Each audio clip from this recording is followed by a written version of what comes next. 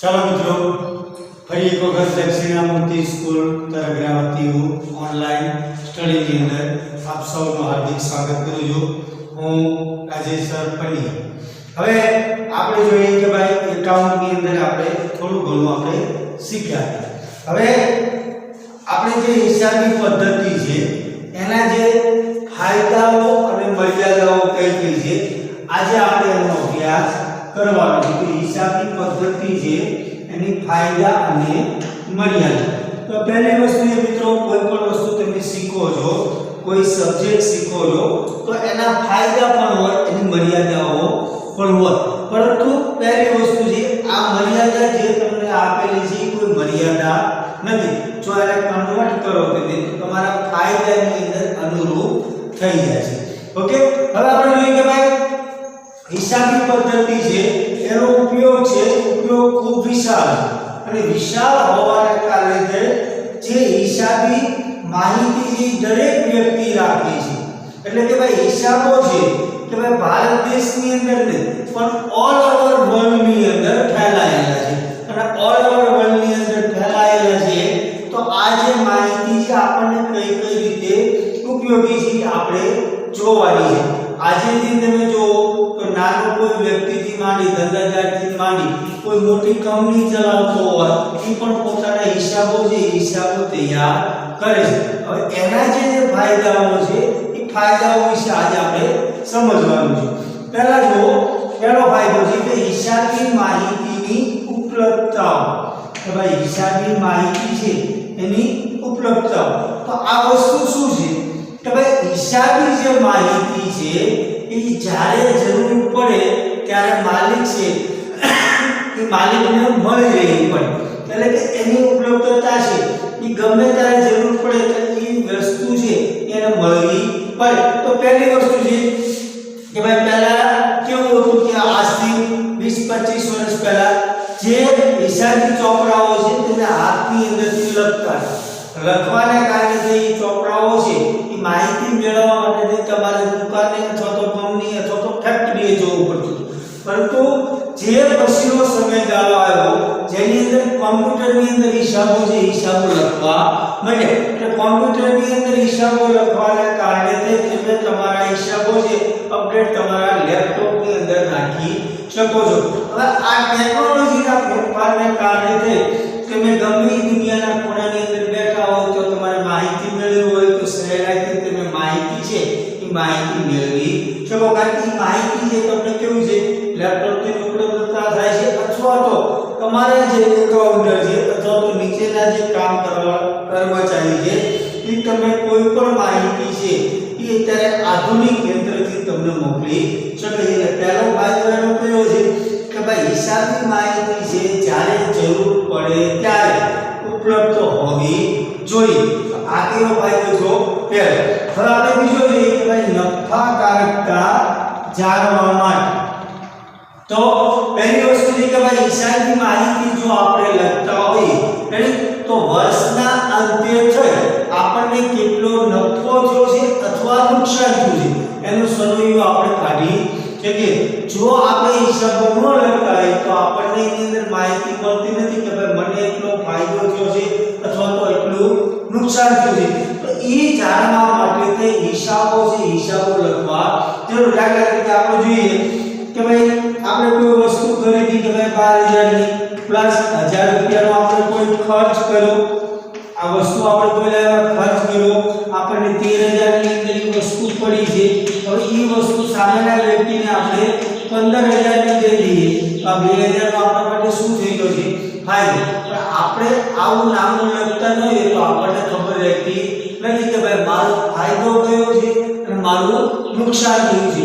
એટલા માટે તે નફાકારકતા જાણવા માટે તે હિસાબી પદ્ધતિ છે ઉપયોગી છે. ઓકે, હવે જો ત્રીજી વસ્તુ છે કે ભાઈ આર્થિક સ્થિતિ જાણ.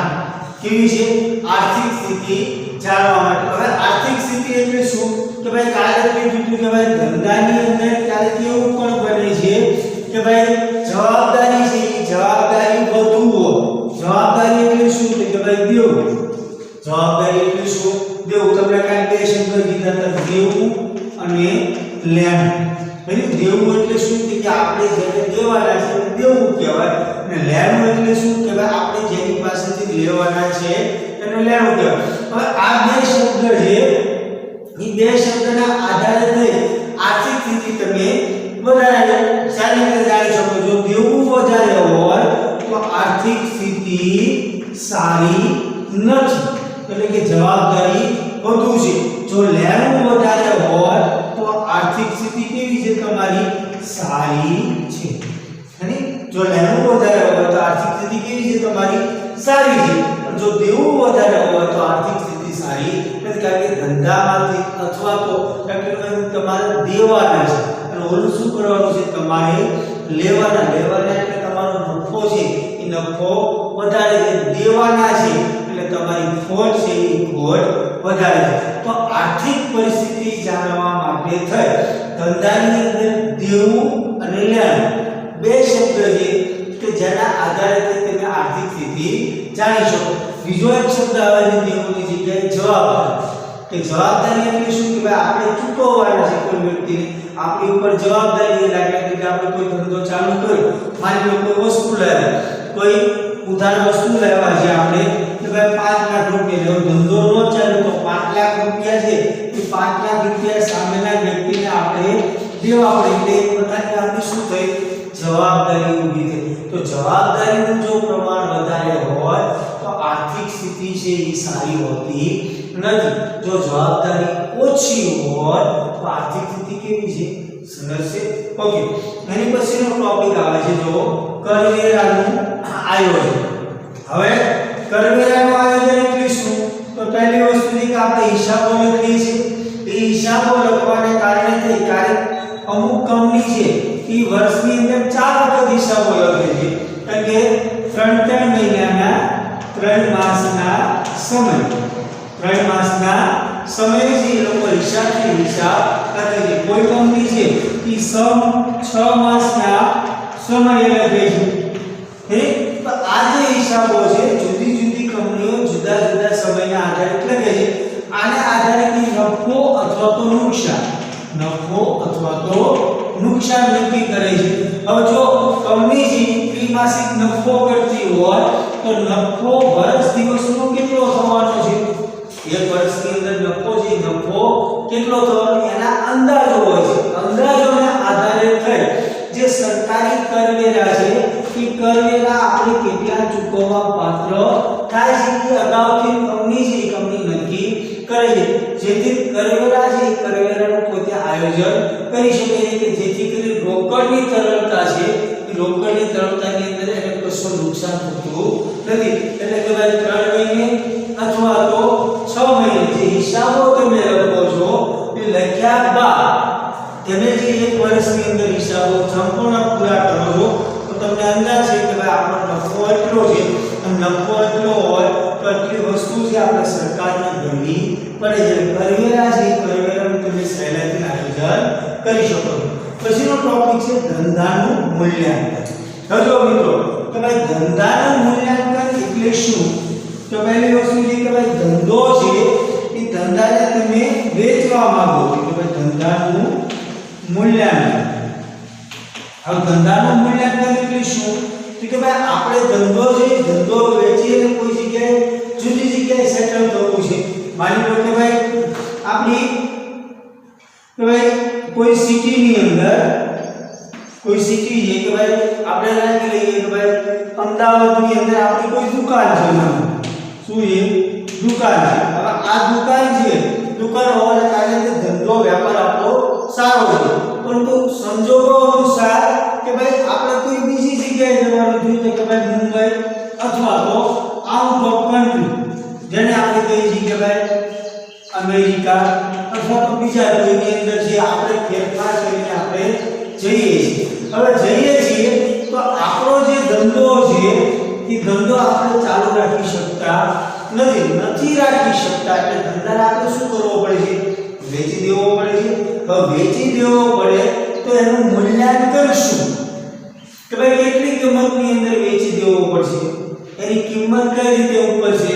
સામેનો વ્યક્તિ એટલો આપશે દાખલા તરીકે આપણે દુકાન છે આપણે ભાવ નક્કી કર્યો 5 કરોડ ની અંદર મારે ધંધો વેચી દેવો તો સામેનો વ્યક્તિ આપણને 5 કરોડ આપશે 5 કરોડ આપતો નથી પરંતુ આવનારા વર્ષની અંદર એનો નફો કેટલો રહેશે નફો કેટલો જળવાઈ રહેશે આ બધી વસ્તુઓને આધારિત થઈ એ મૂલ્યાંકન કરે છે ધંધા અને ધંધાનું મૂલ્યાંકન કર્યા બાદ તો ભાઈ કિંમત નક્કી કરે છે કે ભાઈ આ કિંમતની અંદર ધંધો છે ધંધો વેચવો પડે એટલે કે જે આ ધંધાનું આપણે મૂલ્યાંકન કરીએ છીએ મૂલ્યાંકન હકીકતમાં કોના આધારે થાય છે કે ભાઈ હિસાબી પદ્ધતિના આધારે કે જેની અંદર આપણે હિસાબો લખીએ છીએ એના આધારે તે નફો કેટલો થાય છે વર્ષની અંદર નફો કેટલો આવનારા 5 વર્ષની અંદર નફો કેટલો આવનારા 10 વર્ષની અંદર નફો કેટલો અથવા તો આપણે જે ધંધો કરીએ છીએ તો આવનારા વર્ષની અંદર એની ડિમાન્ડ કેટલી છે એની ડિમાન્ડ કેટલી છે તમે જોવો મિત્રો કે ભાઈ ટેકનોલોજીનો ઉપયોગ છે તો ટેકનોલોજીનો ઉપયોગ થવાના કારણે તે વસ્તુ જે દરરોજ બદલાય છે દાખલા તરીકે આપણે જોઈએ કે આપણી પાસે મોબાઈલ બહુ લેટેસ્ટ મોબાઈલ લઈએ આ લેટેસ્ટ મોબાઈલ લઈએ તો 2 મહિનાની અંદર એનું કોઈ વર્ઝન આવવાનું છે એ મોબાઈલ કેવો થવાનો છે જૂનો થવાનો માર્કેટ કેવું થવાનું છે ઓછું થવાનું છે તો મૂલ્યાંકન છે એ પણ ધંધાનું કેવું થાય તો આ જે ધંધો છે ધંધો કઈ રીતે આવશે વર્ષ દિવસની અંદર અથવા તો 5 વર્ષની અંદર એની ડિમાન્ડ કેટલી રહેશે આ વસ્તુની શું રહેશે એના આધારે તે ધંધો છે એ ધંધાનું મૂલ્યાંકન કરવામાં આવે છે બીજું છે પછી છે કે ભાઈ નિર્ણય ઘડતર તો નિર્ણય ઘડતર એટલે શું કે ભાઈ જે તમે હિસાબો લખો છો એ હિસાબોને તમે પ્રસિદ્ધ કરો છો જો પહેલી વસ્તુ એ કે ભાઈ આપણે કોઈ હિસાબો લખીએ છીએ એ હિસાબોને આપણે પ્રસિદ્ધ કરીએ છીએ એટલે કોઈ આપણી બુક છે અથવા તો સરકારી કોઈ પત્રક છે અથવા તો દાખલા તરીકે ન્યૂઝ પત્રક છે જુદી જુદી વસ્તુની અંદર છે પ્રકાશિત આપણે આપણા હિસાબો કરીએ છીએ અથવા તો આપણા જે શેર હોલ્ડર છે શેર હોલ્ડરને આપણે હિસાબ આપવા પડે છે એની તમને પણ કોપી મોકલાવી પડે છે આ શેર હોલ્ડર એટલે શું એ તમને જેની બાબતમાં સમજાય આગળ આવશે કે ભાઈ જે કંપની સ્થાપિત કરેલી હોય એના જે શેર લે એને શેર હોલ્ડર તરીકે ઓળખવામાં આવે છે તો આ જે આપણે હિસાબો લખીએ છીએ તો હિસાબની અંદર ઘણા વ્યક્તિઓ સંકળાયેલા હોય છે દાખલા તરીકે કાચા માલનો વેપારી કોઈ લેણદારો સરકારો આપણી જુદી જુદી કંપનીઓ વિદેશી કંપનીઓ જેને એફઆઈડી તરીકે આપણે ઓળખીએ ફિઝિક્સ ડાયરેક્ટ એની અંદર ફંડ નાખે છે એફઆઈડી તો આ જુદી જુદી વસ્તુઓ છે જુદા જુદા વ્યક્તિઓ એની આરે સંકળાયેલા છે કે ભાઈ હિસાબો છે તમે લખીને મોકલો છો એટલે ડિમાન્ડ કેટલી છે તમારો નફો કેટલો છે એના આધારે જે તમને રો મટીરીયલ વેપારી આપે છે તેનો ઉધાર આપવું કે ન આપવું કે ભાઈ આ કંપની છે મને મારા પૈસા મળી શકે કે નથી મળી શકતા પછી લેણદારો છે તો લેણદારો છે એ કંપનીની અંદર રોકાણ કરે તો આ કંપનીની અંદર રોકાણ કરી અને મને પરત મળશે કે નહીં મળે પોતાનું રોકાણ બીજું છે સરકાર છે તો કરવેરાની આધારિત છે જો સારો નફો થાય તો તમે કરવેરા વધારે ભરો છો બીજી કોઈ કંપની ઇતર કંપની છે તમારી સામેની બનાવે છે દાખલા તરીકે મોબાઈલ છે તો સેમસંગ પણ બનાવે છે વિવો કંપની પણ બનાવે છે ઓપ્પો કંપની પણ બનાવે તો માર્કેટ કોનું વધારે છે કઈ રીતે માર્કેટ વધારવું જુદી જુદી વસ્તુઓ પછી છે કે ભાઈ ફોરેન એક્સચેન્જ મની કે ભાઈ એફઆઈડી ની અંદર આપણે કહીએ છીએ કે ભાઈ સીધું ડાયરેક્ટલી રોકાણ કરે તો કંપની કઈ સારી રીતે પોતાનું રોકાણ છે એ રોકાણ વ્યવસ્થિત કરી શકે તો આ જે બધી વસ્તુઓ હતા કે ભાઈ શેર હોલ્ડરો કે ભાઈ ડિબેન્ચર હોલ્ડર આ બધી વ્યક્તિઓ એવી છે કે જે તમારા આધારિત થઈ તમને એની અંદર કહેવામાં આવે છે કે ભાઈ ત્યાં જાઓ રોકાણ કરવું કે ન કરવું એટલે બધા જે નિર્ણયો છે એ નિર્ણય આની અંદર લેવામાં આવે છે ઓકે મિત્રો હવે જો એની પછીનો આગળનો આપણો ટોપિક છે પુરાવા તરીકે કયો ટોપિક છે મિત્રો પુરાવા તરીકે હવે પુરાવા એટલે શું કે ભાઈ જે આપણે ચોપડાની અંદર લખીએ છીએ હિસાબી પદ્ધતિની અંદર આપણે નામ લખીએ છીએ તો એક જ કલક લખતા નથી પરંતુ આ જે સમયગાળો છે એ સમયગાળો તમારે લાંબો ચાલવાનો છે. સમયગાળો કેવો ચાલવાનો છે તમારે? લાંબા સમય સુધી. હવે માની લો કે આપણે કોઈ નાની દુકાન ધરાવી છે, નાની દુકાન છે, મોહલ્લાની અંદર દુકાન નાની છે, આપણે જે એ ઉધાર વેચાણ કરીએ છીએ. માની શું કરીએ છીએ? ઉધાર વેચાણ કરીએ છીએ. આ ઉધાર વેચાણ કરવાના કારણે કોઈ વ્યક્તિ સાથે આપણે બોલાચાલી થઈ કે ભાઈ 1 મહિનાની અંદર એ વ્યક્તિ છે આપણે તેનું કરિયાણું લઈ જાય છે. હવે છેલ્લે એમ કે ભાઈ આપણે કે ભાઈ કે રૂપિયા 5000 રૂપિયા છે તમારે આપવાના છે. 5000 રૂપિયા શું છે તમારે આપવાના. તો સામાન્ય વ્યક્તિ પ્રશ્ન પૂછે કે ભાઈ 5000 હું લઈ નથી જતો તો 5000 છે ને, તો 5000 તરીકે આપણે બિલની અંદર બિલ બતાવી શકીએ કે ન બતાવી શકીએ? બિલ આપણે બતાવી શકીએ કે આ વસ્તુ આ તારીખે તમે એટલી વસ્તુ લઈ ગયા છો. તો આ જે પુરાવો તરીકે તમે ઉપયોગ કરી શકો છો. ભવિષ્યની અંદર દાખલા તરીકે કોઈ કાનૂનની અંદર અથવા તો કોર્ટની અંદર તમારી ઉપર કેસ થાય તો આ પુરાવા તરીકે નામાનો ચોપડો છે કોર્ટની અંદર તમે રજૂ કરી શકો છો અને આની મંજૂરી છે એ મંજૂરી તમને મળે છે. શું કામ? કારણ કે નામનું છે નામ તમે લખો છો એટલા માટે. ઓકે, હવે પછીની વસ્તુ આવે છે ભૂતકાળની કામગીરીની તુલના. હવે જો નામનું છે એ નામનું ભવિષ્યની અંદર વસ્તુ કોઈ છે એ બનાવ બને કહેતો નથી, પરંતુ ભૂતકાળ છે કે ભૂતકાળ એટલે શું? એટલે વીતી ગયેલા વર્ષ. ભૂતકાળ એટલે શું? એટલે કે વીતી ગયેલા વર્ષો. જે વીતી ગયેલા વર્ષો છે એની સાથે તમે કઈ રીતે કામ કર્યું છે કામગીરીની તુલના કરે છે, જેથી કરીને આવનારા જે વર્ષો છે એ આવનારા વર્ષોની અંદર તમે સારું કામ કરી શકો એટલા માટે એની તુલના છે એ તુલના વ્યવસ્થિત રીતે કરવામાં આવે છે. કે ભાઈ ભૂતકાળની અંદર આપણે ક્યાં હતા અને અત્યારે આપણે ક્યાં છીએ અને આગળ આપણે ક્યાં જવાનું છે એ માહિતી છે તમે આની અંદર મેળવી શકો. પછીની વસ્તુ આવે છે જો નૈતિક અંકુશ. નૈતિક અંકુશ એટલે શું? કે ભાઈ જે તમે નામું લખો છો એના કારણે તમારા નીચેના જે કર્મચારી છે તો નીચેના કર્મચારી કોઈ કામચોરી ને પછી ગોટાળો વગેરે વસ્તુઓ છે વગેરે વસ્તુઓ કરી શકતા નથી. શું કામ નથી કરી શકતા? તેનું કારણ એ છે કે તમે આપણે નામું લખીએ છીએ. નામું લખવાના કારણે મેં તમને કીધું કે ભાઈ સ્ટોક પત્રક છે સ્ટોક પત્રક આપણે રાખીએ છીએ અને સ્ટોક પત્રક રાખવાના કારણે વ્યક્તિ છે એ વ્યક્તિ સ્ટોક મેળવે છે. દાખલા તરીકે આપણે જોઈએ કે ભાઈ કોઈ મોટો મોલ છે, માની કે ભાઈ મોલ છે એ બહુ મોટો છે, મોટો હોવાના કારણે જે કર્મચારી છે કર્મચારી વધારે છે. કર્મચારી વધારે છે તો વસ્તુ એ કોઈ કર્મચારી છે એ કાંઈ ગોટાળો પણ કરી શકે નહીં. હવે આ ગોટાળો ન થાય એટલા માટે તમે શું રાખો છો? સ્ટોક પત્રક પણ રાખો છો કે ભાઈ દિવસની અંદર કેટલું વેચાણ થયું, તો આપણી સામે કેટલી વસ્તુઓ પડેલી છે વગેરે વસ્તુઓ છે તમે એની અંદર રાખી શકો છો, જેથી કરી એને ખબર પડે છે કે ભાઈ હિસાબો છે લખવામાં આવે છે તો એક પ્રકારનો કેવો તમારો રહેશે અંકુશ એની ઉપર છે કે ભાઈ આ જો આપણે ગોટાળો કરશું કામચોરી કરશું નહીં તો સામેના વ્યક્તિને ખબર પડી જાય, જેથી કરી આપણને આપણી નોકરી ગુમાવવી પડશે. ઓકે, હવે જો એની પછી મિત્રો છે સુધારાત્મક પગલાં. હવે સુધારાત્મક પગલાઓ એટલે શું? કે ભાઈ નફો અને કોઈ ધંધાની બે પહેલું છે. નફો અને કોઈ અથવા તો નુકસાન. કે ભાઈ નફો અથવા તો નુકસાન આ બે ધંધાની પહેલું છે. આ ધંધાની કેવી છે? એક સિક્કાની બે બાજુ છે.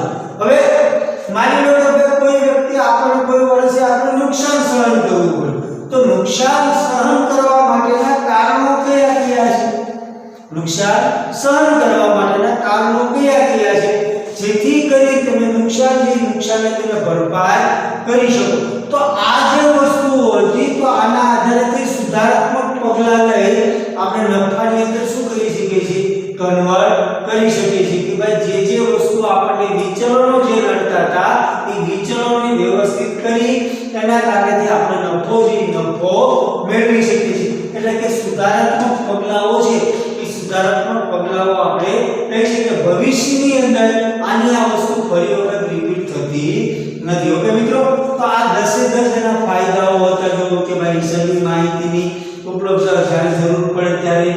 નફાકારક નફો જાણવા માટે, આર્થિક સ્થિતિ કેવી છે, કરવેરાનું આયોજન, ધંધાનું મૂલ્યાંકન, નિર્ણય કરતા પુરાવા તરીકે ભૂતકાળની કામગીરીની તુલના, નૈતિક અંકુશ અને સુધારાત્મક પગલાં. આ બધા કયા હતા? એના ફાયદાઓ હતા. હવે આપણે જોવાનું છે એને ગેરફાયદાઓ કયા કયા રહેલા છે. હવે જો કે પહેલી વસ્તુ છે કે હવે એની મર્યાદા અથવા તો ગેરફાયદા. તો મર્યાદાની અંદર આપણને બીજું પહેલું કીધું કે ભાઈ બિન નાણાકીય વ્યવહાર. તો બિન નાણાકીય વ્યવહારો છે એની નોંધ થતી નથી. આપણે વ્યાખ્યામાં જોયું કે ભાઈ નાણાંના આધારિત થઈ નોંધ કરવામાં આવે છે, બિન નાણાકીય નોંધ થતી નથી. તો બિન નાણાકીય એટલે શું? તો પહેલી વસ્તુ એ કે ભાઈ ધંધાની અંદર કોઈ વ્યક્તિ તમારે સારું કામ કરે છે, માની કોઈ મેનેજર છે અથવા તો તમારો એમડી છે અથવા તો કોઈ એમ્પ્લોયમેન્ટ છે જે તમારે સારું કામ કરે, સારું એનું નામ છે, એના લીધે તમે જે આગળ પડતું કામ કરો છો. હવે એ ધંધો છોડીને જતો રહે કે ભાઈ કોઈ કારણસર ધંધો છોડીને જતો રહે તો ધંધા પર ઇફેક્ટ થઈ કે નથી થતી? તો નફા પર જરૂર ઇફેક્ટ થાય છે, પરંતુ નાણાકીય ઇફેક્ટ નથી. નાણાકીય ઇફેક્ટ નથી એટલે કેવી ઇફેક્ટ થાય છે? બિન નાણાકીય ઇફેક્ટ તરીકે ઓળખવામાં આવે છે. જેની નોંધ છે એ નોંધ હિસાબી પદ્ધતિની અંદર કરવામાં આવતી નથી. ઓકે મિત્રો, બીજું જો કે ભાઈ નાણાંનું સ્થિર મૂલ્ય. તો હવે નાણાંનું સ્થિર મૂલ્ય એટલે શું? કે ભાઈ નાણું છે એ એક નક્કી ધારેલું કે ભાઈ એટલું મૂલ્ય એટલે એટલું મૂલ્ય, પણ બજારની અંદર એટલું મૂલ્ય ન પણ હોઈ શકે. એટલે કે નાણું છે એ નાણું સ્થિર નથી માર્કેટની અંદર. તમે મિત્રો જોયું છે કે આજ કોઈ વસ્તુ તમે 50,000 ની ખરીદવા માટે જાઓ, તો કાલે એને 60,000 રૂપિયા પણ થઈ ગયા હોય. કાલે એને કેવા થઈ ગયા હોય? 60,000 થઈ ગયા હોય, કાં તો 40,000 થઈ ગયા હોય. તો નાણું છે નાણાંનું મૂલ્ય છે મૂલ્ય સ્થિર નથી, કારણ કે બજાર સાથે વધઘટ ચાલે. દાખલા તરીકે આપણે જોઈએ છીએ કે ભાઈ ફુગાવો છે, મોંઘવારી છે, બધી વસ્તુઓના કારણે થઈ છે એની અંદર ઇફેક્ટ ચાલે. હવે આપણે સોનાના ભાવ જોઈએ મિત્રો, ઘણા ચડી ગયા હતા, પાછા ડીપ પડી ગયા, પાછા નીચે ઉતરી ગયા, પાછા ચડ્યા. તો આ બધી વસ્તુ શું છે? તો સ્થિર મૂલ્ય કોઈનું હોતું નથી. હવે ત્રીજી વસ્તુ છે કે ભાઈ ઐતિહાસિક વ્યવહારો અને બનાવ. હવે આની અંદર જોવો મિત્રો, તો નામું છે એ નામું ઐતિહાસિક વ્યવહારો અને બનાવોને જ માપે છે. એટલે કે આ જે વસ્તુઓ છે એ વસ્તુઓ ભૂતકાળની સાથે જ મેળવવામાં આવે છે. આ વસ્તુ કોની સાથે સંકળાયેલી છે મિત્રો? ભૂતકાળ સાથે સંકળાયેલી છે. ભવિષ્યની અંદર કોઈ લેવા દેવા નથી. તો ભૂતકાળ તમે ક્યાં સુધી વાપરી શકો? ભૂતકાળથી ક્યાં સુધી વાપરી શકો? આપણે કહીએ કે ભાઈ અમે નાના હતા ત્યારે અમારે આ નહોતું ફલાણું, પણ હકીકતની અંદર વાસ્તવિકની અંદર શું છે? એ કશું નથી. તો ભૂતકાળ છે એ ભૂતકાળ આપણે ક્યાં સુધી વાપરતા રહીએ? ઐતિહાસિક વ્યવહારો અને બનાવો છે તો એ ઇતિહાસની અંદર બની ગયા છે કે ભવિષ્યની અંદર બની ગયા છે, પણ વર્તમાનની અંદર નથી. ભવિષ્યની અંદર જવા નથી કે નથી જવા, તો ક્યાં સુધી આપણે રાખી શકીએ? બીજી વસ્તુ છે બજાર કિંમતની અવગણના. તો મિત્રો તમે જોયું છે કે ભાઈ બજાર કિંમત છે, તો બજાર કિંમત તો અત્યારે ચાલે છે. અત્યારે શું ચાલે છે? બજાર કિંમત. પણ નામું છે બજાર કિંમતની અવગણના. દાખલા તરીકે આપણે જોઈએ કે ભાઈ કોઈ મકાન છે, એ મકાન આપણે 5 લાખનું ખરીદ્યું છે.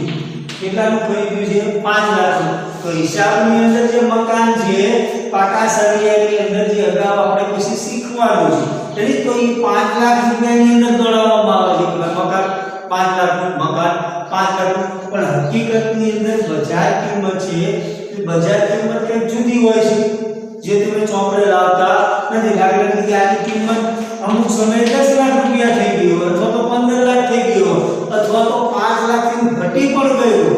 તો આ જે બજાર કિંમત છે, તો બજાર કિંમતની આપણે અવગણના કરી શકીએ નહીં.